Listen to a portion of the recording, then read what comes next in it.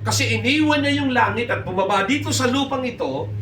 At nung narito na sa lupa, sabi sa Matthew chapter 9, simula sa 35 pababa, ang sabi ron, nilibot ng Panginoon ang bawat bayan, ang bawat nayon, nangaral, nagturo, nagpagaling, nagpalayas ng masamang espiritu. Bakit?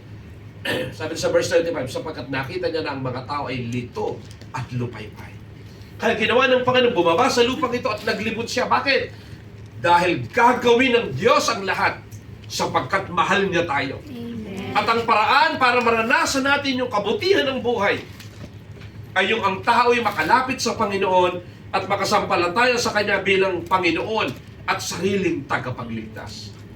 At kung pupuntahan natin yung Romans chapter 5, verse 8, ang sabi ron, tingnan niyo kung gano'ng kadakila yung pag-ibig ng Panginoon.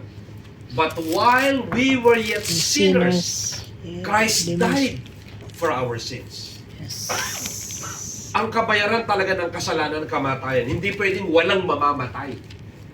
Ang problema, wala namang karapat-dapat na tao ang mamatay para sa tao. Sapagkat kailangan ng mamamatay ay walang kasalanan. Eh wala namang taong walang kasalanan. Sabi sa Roma 3:10.